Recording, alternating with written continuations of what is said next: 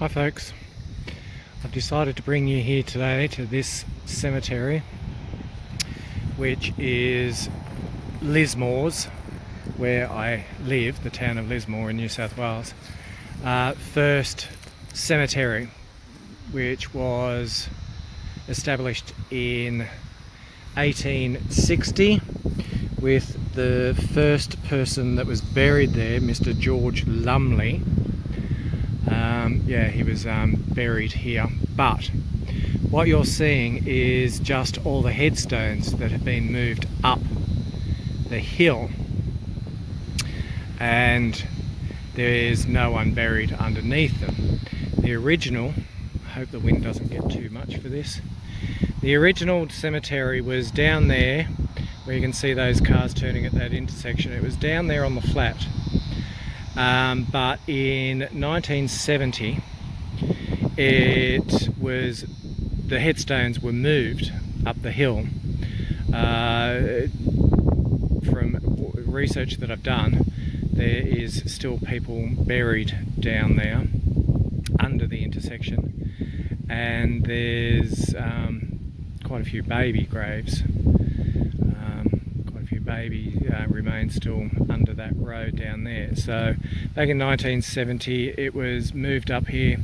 That square box thing down in the centre of the picture is a memorial wall that was erected in 1971 for all the unmarked graves. The people, their names, I'll show you, of unmarked graves.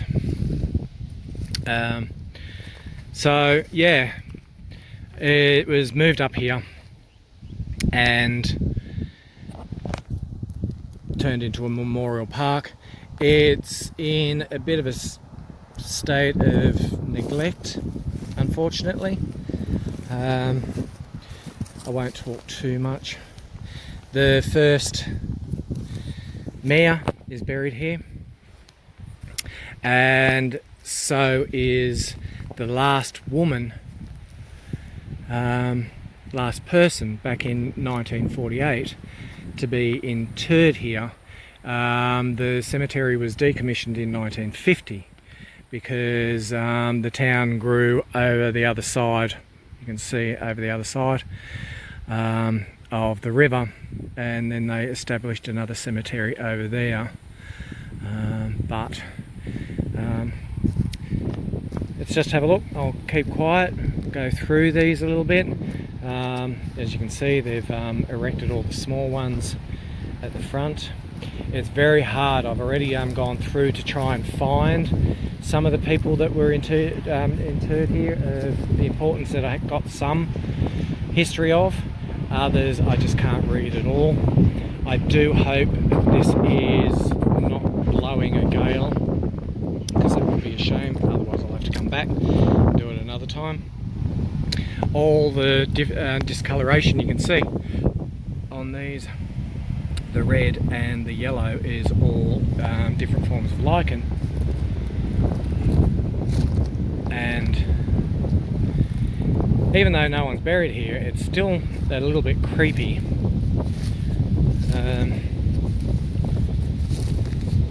So here we go, which surprised me. Mr. James Stocks was Lismore's first mayor, and it's surprising that he has, this looks newer. It might have been redone at some point. There's nothing to say that it was. He died, as you can see, back in 1906, and yeah, he was a chemist. He became a JP. He was an auctioneer as well, I think, from memory. He was a chemist.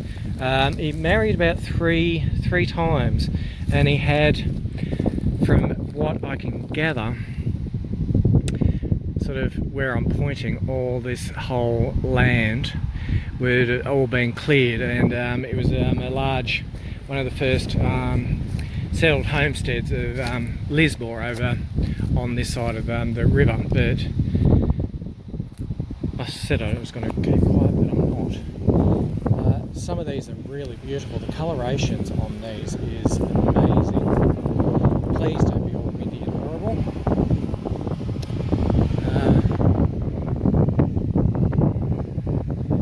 Very pretty. Very pretty in neglect.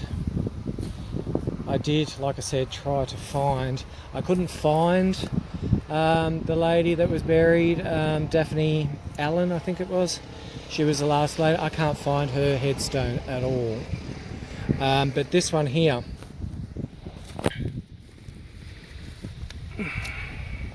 with all its beautiful red lichen on there.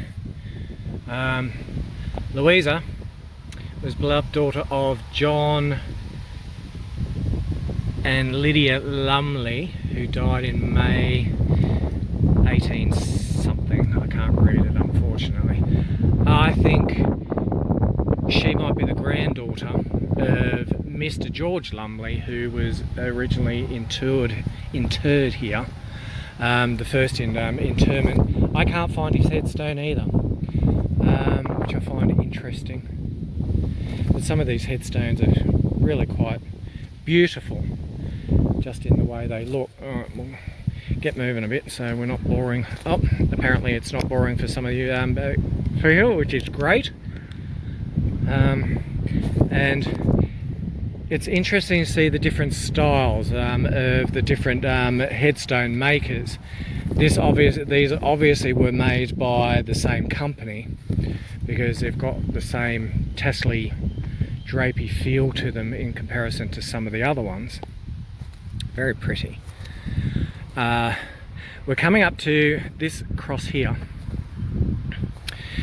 that was a huge legend in Lismore back when it was first erected. Alright, this fella, okay, he was part of the Freemasons, as you can see. Okay, Thomas Sterling Stenson, I can't say it, sorry. He was accidentally killed.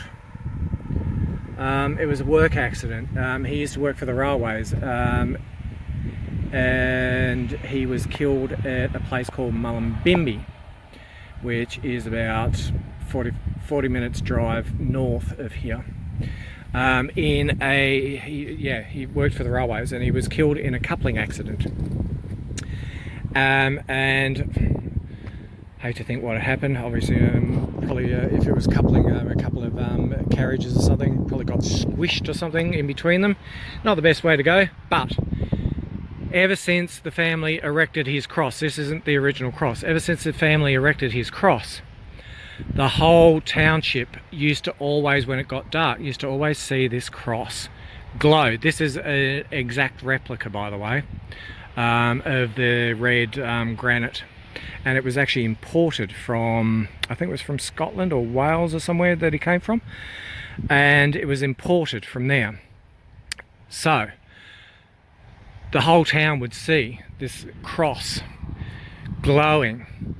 And back in the day, when he was first buried, or when it was, when it was first moved up the hill, sorry, the whole town used to see this glowing cross, and there was, people used to come and look at it out of curiosity. All these trees never used to be here. It was all pretty flat and sort of open, and you could see it. And there was even a time when the town turned off all its lights, all its street lights and all that sort of stuff, to see if it was anything light reflecting from any of the street lights or anything in town, and it wasn't. No one could understand why it was glowing. Anyway, the town lived with it quietly for a while. Then there was a story done in 78 of this glowing cross, and then you had all these pilgrims coming thinking that it was going to heal them and do stuff, and they were all camped out here, and it became a big circus, sort of like one of those I don't know, stigmata things that people go thinking they're going to be healed and all that sort of stuff, that it's a sign from someone. Anyway, it became a big thing. It became an issue. I tried to find out as much as I possibly could on it, but whether it was in 78 the cross went missing, but then there's other ones where it says 86 the cross went missing, but I can't find anything to back up the 86 one that it went missing. Either 78 or 86, it went missing.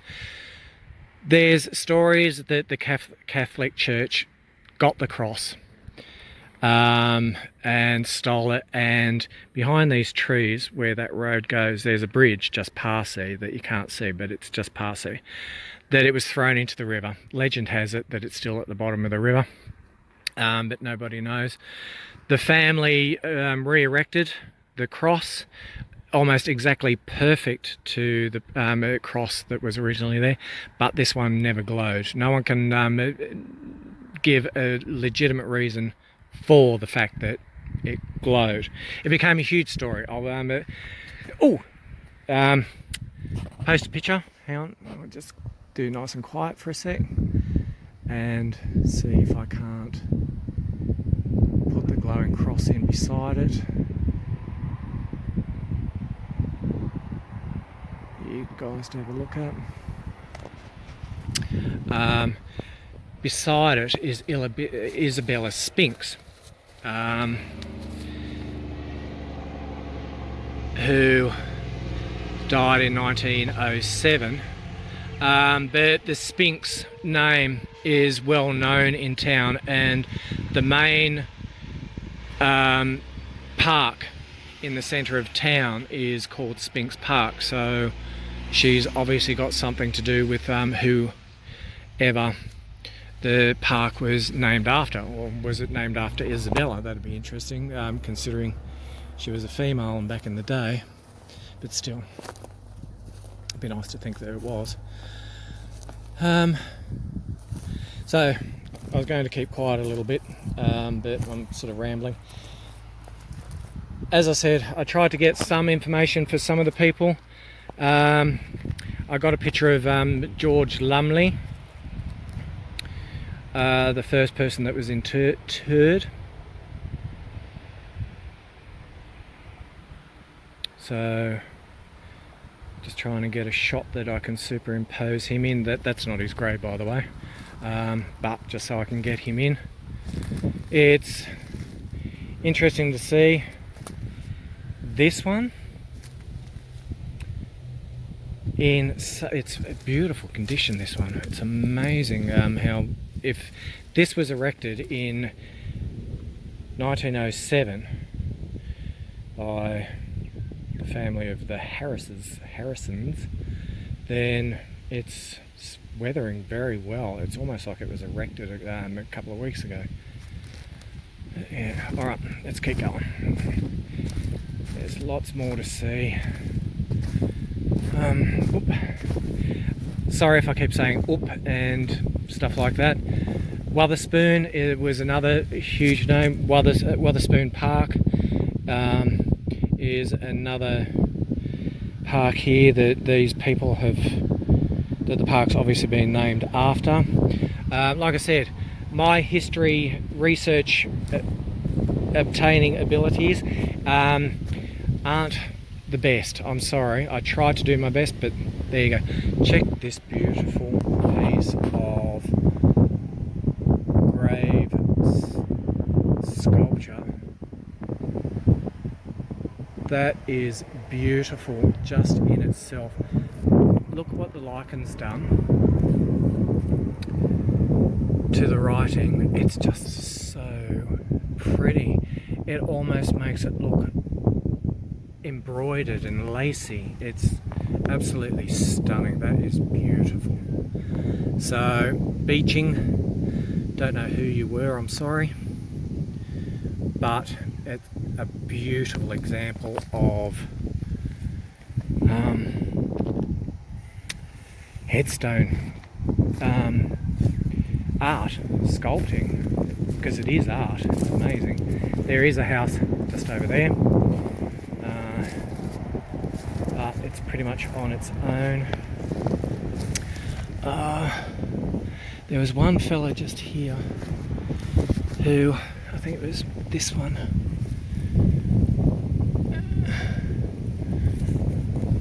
anchored safe where, hang on, there was some fella who departed this world. No, killed by the fall of a tree at Bexhill, at Bexhill, 1893, at the age of 38.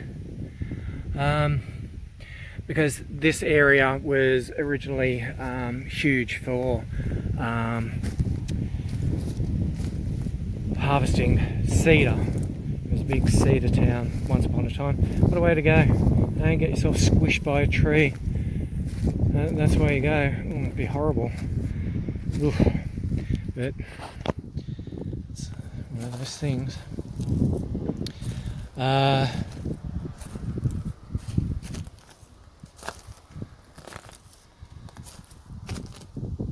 Herbert Cotty, who was accidentally killed in 1898, aged 16 years and 11 months. What a shame. Youthful, toiler, thy work all done. Youthful, soul unto glory gone.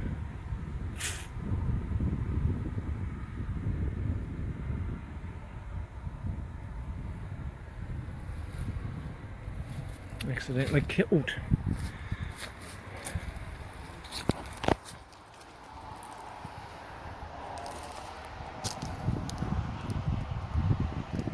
Alright, some more Wetherspoons.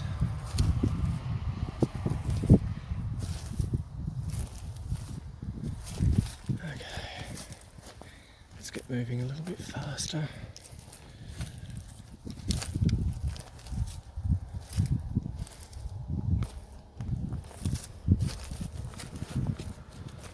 I am sorry that I keep saying up and up and up, but as you can see, there's a ridge just here, there's a flat bit, then it goes up the slope. Trying to focus the camera and watch my footing is an interesting exercise. So here we go with these old ones. These old ones are absolutely beautiful. I cannot, there is nothing on there. There is nothing on there that I can read at all. There's hardly even indentations left. I suppose if you did a bit of a pencil rub, you'd probably be able to see, but nothing really. But these are gorgeous. Look at the colorization that the lichen's doing on these headstones. Absolutely beautiful. It's a picture just in itself. Glorious, absolutely glorious. And just the different style through the ages. Like these look like, not that I've been able to see a date yet, like the early 18, I think it says it does 1885. The camera picks it up a lot better. Age 21 years old. Picks up a lot better than my naked eye does, so it's good for you guys. Like I said, just the colouring is stunning. Each to their own. I think it's wonderful. Alright.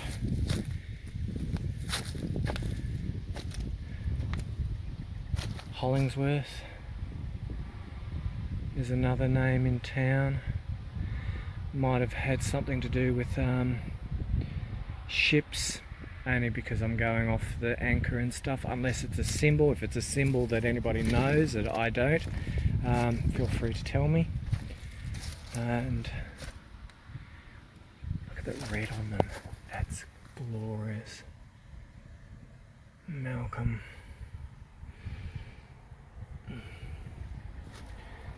Beautiful. So that one's stunning in its own simplicity. Malcolm Shore, I think that says. Malcolm Shore, yes. Good on you, camera. You can see better than me.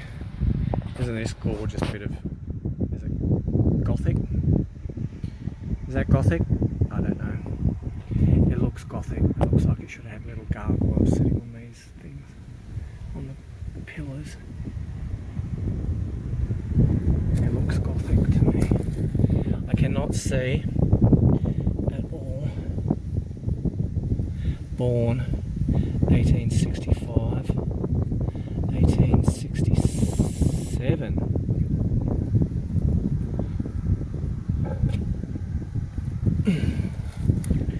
Beautiful. So there you go. There you have it. Unfortunate that I couldn't find the first fella. Don't know what's happened to him. Maybe he's been moved and put somewhere of a bit of, I don't know, some sort of significance in town somewhere. I don't know, his headstone.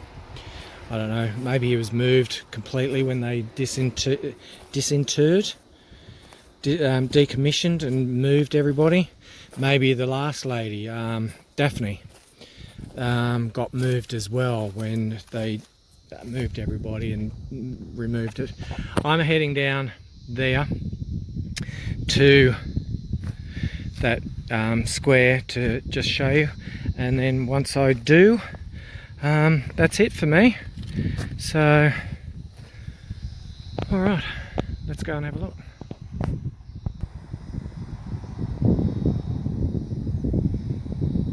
And here I am, folks, down at the Memorial Rest Park. It's called North Lismore Memorial Rest Park. Names appearing on this memorial are recorded, interments for which no memorials were recovered. October 1971. As I said, it was moved to put that road in that now takes you out to Nimbin, which has a history. Nimbin has its own history of the age of Aquarius back in the early 70s. Free love, save the rainforest, all that sort of stuff. I'm sure everybody knows the age of Aquarius. That's where it all happened. The new road went out there. These people here, as you can see, their names and when they died, unfortunately. A lot of these people with no markers were indigenous peoples to the area, and of course there was other people in there as well that weren't indigenous but just didn't have markers on their graves. So it's unfortunate that yeah, well, it's not unfortunate, it's good, I guess, that the last lady, Daphne, I can't find her anywhere. Alright folks, I've taken enough of your time. I hope you enjoyed this video. That's it up there. It would have been pretty eerie and pretty spooky. There lots of legends. If you ever search the on Google the glowing cross of Lismore, you'll get some history into it. I've given you some. So alright, I hope you enjoyed this one. Give me a thumbs up. Thank you very much for all my new subscribers. I really do appreciate it. Give me a thumbs up if you like this video. Share my videos. If you're a new subscriber, please hit the notification button so you can keep up to date with my latest videos. And yeah, like my videos and comment. Let me know what you think. Alright, I'll see you next time. See you at the next one. Bye.